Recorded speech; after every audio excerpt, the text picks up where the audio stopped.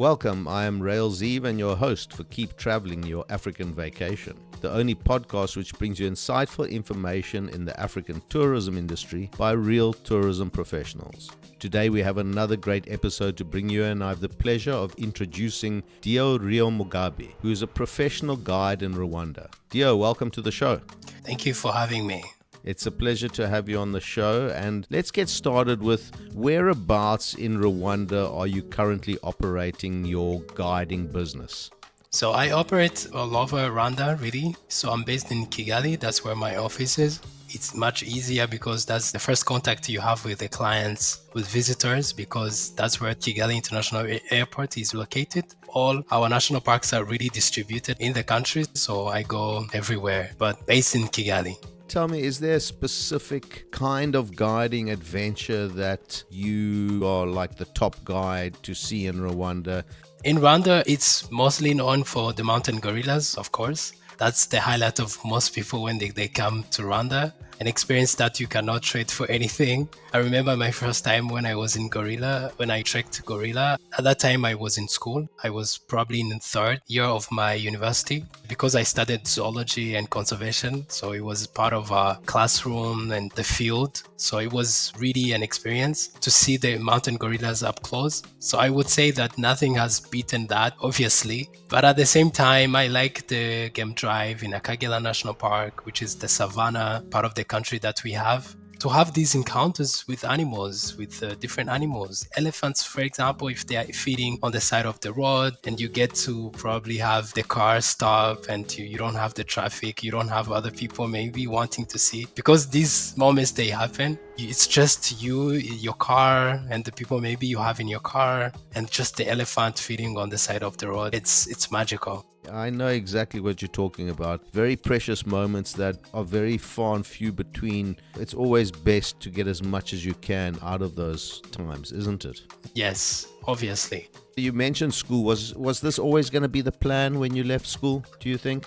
No, not at all, because I studied at the University of Rwanda and I studied the Bachelor of Science in Biology, but it has different options. So for me, I went to zoology and conservation. So when I was studying, really my goal, what I was aspired to be was to be in research, because that's all I could see really. I became like an assistant to this huge project, really interesting project actually, that was happening in one of the local NGO. So I was really I was going around the country looking for bats. You know, it was one of the first projects really to study about bats in Rwanda. So from that, I became the research assistant, but it wasn't really a permanent job. And then when the opening appeared in the organization I was working for, to be assistant manager for this sanctuary in the city, animal sanctuary for the cranes that were rescued from people's homes. The idea was to transform it into a tourism kind of attraction in the city because it was the first one. So that's how really I ended up. I transitioned from purely research, animal, wildlife, to now being exposed to both animals and also the tourism part of it. So it wasn't really the original plan, I would say. When I finished, I could see myself being a researcher in Rwanda, like in Volcanoes National Park. But that's how really I ended up in tourism. So after being the assistant manager for 2 years, I was really into it. So that part that connects me with people as well. Because our tourism is heavily on nature, so it's animal, wildlife, where they live. For me, I was doing that already, but the part of people as well that got me really interested in tourism. So I would say that's how I ended up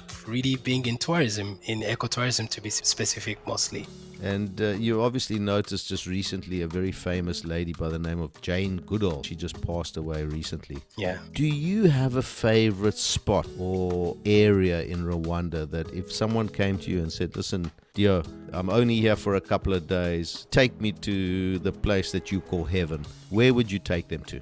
Oh God, that's really difficult. I would say that I'm fond of the Volcanoes National Park, the part which is in the north of our country, the very famous part. But at the same time, I'm very fond of the Nyungwe National Park. It's in the southwest of our country. I would say that they have similarities, those two places that I mentioned. But the main similarity is the forest, the mountain forest. So it's a tropical kind of forest, which is in high mountains, high altitude. When I'm in Volcanoes National Park, when you see the volcanoes line up and you see the kind of greenery that is there and the weather, it feels magical. It feels like it's out of this world. There are few places that I have been to that really captivates nature, the raw nature, like those places. And it is the representation of how the world, how our planet is beautiful and how it was supposed to be. So the way it feels is different. It's the same feeling when I'm in Nyungwe. Nyungwe is one of the oldest mountain forests in the world. When you go inside, all the trees covered in mosses and these plants, and these secondary plants, and you see an area covered with ferns that are really massive.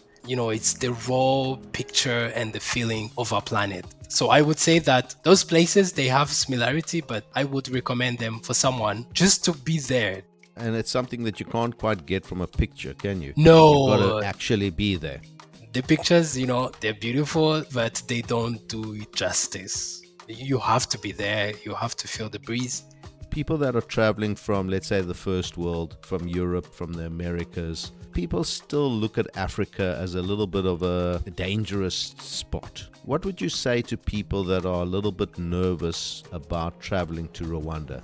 Thank you for asking that question. Actually, I have been lucky to travel in North America. Last year, I was in Seattle, the Seattle area, Pacific Northwest. It's beautiful, beautiful mountains. It reminded me of home. That it was my first time in the US, and I couldn't land it in a better place in the US than the Pacific Northwest, really.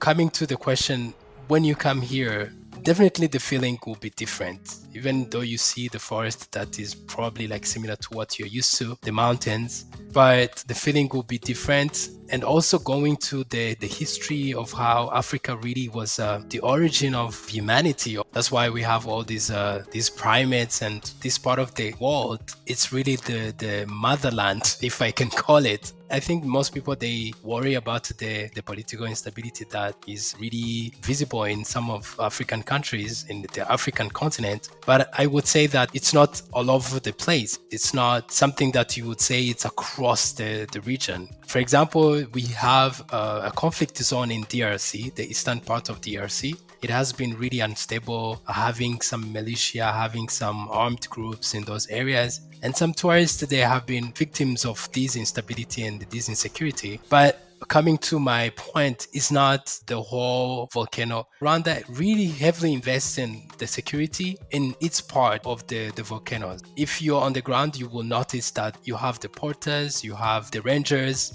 The porters, of course, they're there to help you navigate the mountains, to carry some stuff that you might have that will be heavier for you. But we have the rangers and we have the military, because it's a zone which is the border. You have the military there. And because of the ongoing work that has been going in for 30 years, the area is very secure. You have the personnel that ensure that daily, and you can actually see it. I would say that you should feel safe because you are with the people on the ground and you are with the locals. And the people, the culture in those areas, it's revolving around protecting these mountains and protecting whoever is visiting them. There is this culture of security and making sure that everybody who comes here, they are our guests. We don't want anything bad to happen to them. That's the culture. So I would really tell them that you will be secure because there is a culture of security, of securing you as a guest.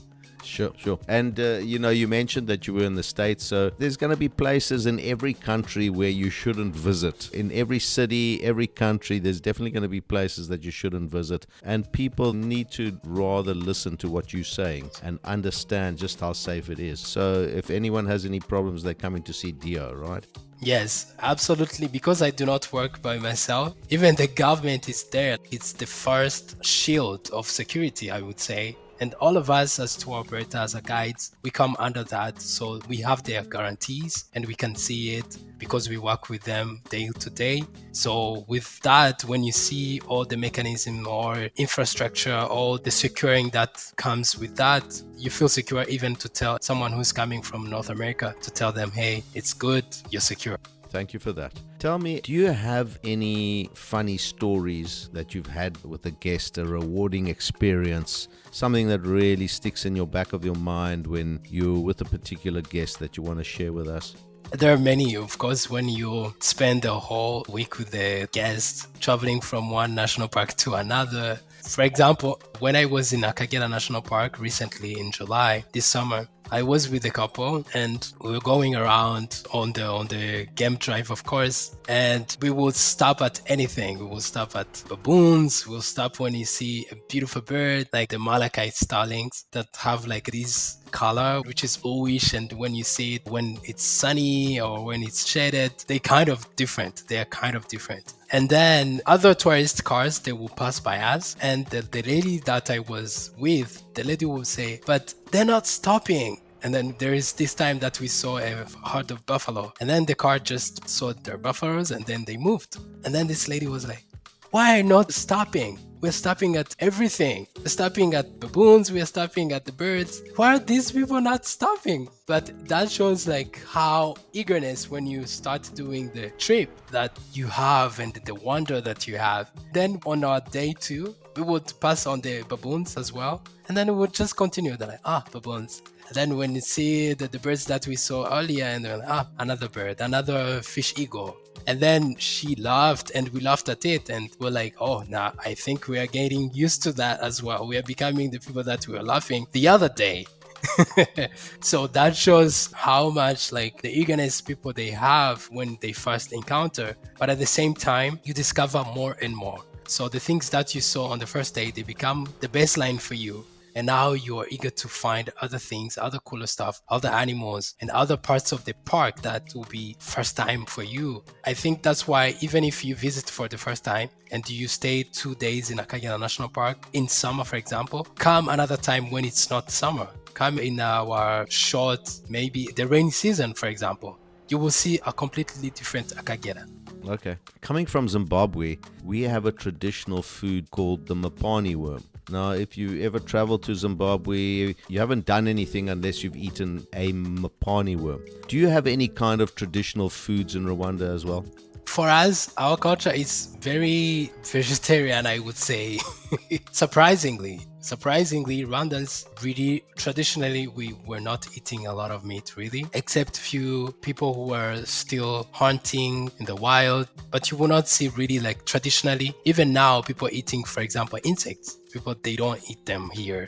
I recently had actually a friend of mine who's coming from Ghana. And when I introduced him to their leaves of the cassava-like plant, which is wild. It's like in the family of cassava, but it's a wild plant. So the leaves, we grind them and we boil them with some meat in. So we call it isombe, but he did not like it. I was really proud of introducing him to this food, but he did not like it. And I was surprised. I was like, but this is like the best dish that you will find here around.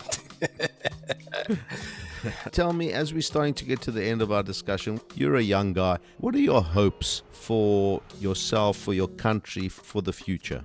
I really hope that I continue to do what I do, to connect people with nature, because that's my goal, doing tourism. That has been my goal really since the beginning of interacting with people and giving them knowledge about nature, about birds, about the landscape, the habitat. Also, I hope that we become, because this region of the world, when I see it, when I see Rwanda, when I see Uganda, when I see Tanzania, it's a very rich biodiversity. If we can synchronize that and have it protected in the same way, the same efforts that are put here in Rwanda, if that effort is replicated on the side of Congo, that would be amazing. We will have so much to live for. Even the guests who come all over the world, they would experience something really completely different. And that fear of also like being not secure in another part of the same habitat on DRC side, for example, that fear will be eliminated. So I would hope that our leaders, our people who are really like in charge,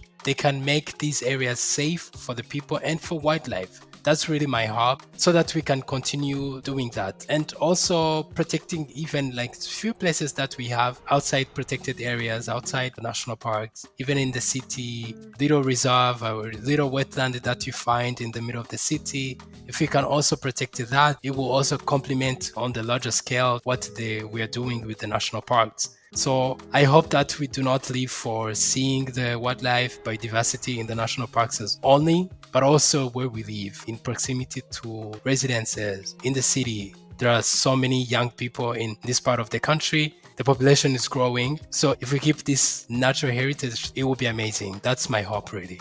Very well said. I couldn't agree with you more. I think we need to focus on education and focus that education at a very grassroots level, young level. Once kids understand that, it automatically filters through. I think Rwanda is an amazing example of what Africa could be as a continent. You went through a lot. I think it was in the 80s, 90s. In the 90s, yeah. In the 90s. But you seem to have a really good guy at the top. He seems to know what he's doing. And I wish you all the very best for the future. Before we go, where can people that are listening find you online, Dio, and contact you, that type of thing, because they want a fantastic guide in Rwanda? I'm on Instagram, so I'm in the process now of registering my company. But if you go to Instagram, I have Biomes Conservation Tours, Biomes as a BIOMES. So you can find me, that's my account. You can connect with me on that platform. Also on LinkedIn, if you look up my name, you will obviously see me, and my page as well, Biomes Tours. Oh, listen, thank you very much. You've been a fantastic guest. I've heard so many great stories about Rwanda, and yet I haven't been. Yeah, maybe one day I'm going to get there. Dio Rio Mugabi, thank you so much for coming on the show. Thank you very much, 𝐸𝐸, for the invitation and for what you're doing for people who are doing what we do and to raise the awareness and connecting. I think it's fantastic. You're doing a great job. Keep it up. Thank you, thank you. That was Dio Rio Mugabi from Rwanda, a professional guide. All the details can be found in the show notes of this episode, or head over to www.wildsunsets.travel/podcast. Tune in again next week when I'll be chatting to another great African tourism professional. My name is 𝐸𝐸, and consider this. A few years from now, you will not remember how much it cost you, but you will still remember the memories you made. Keep traveling.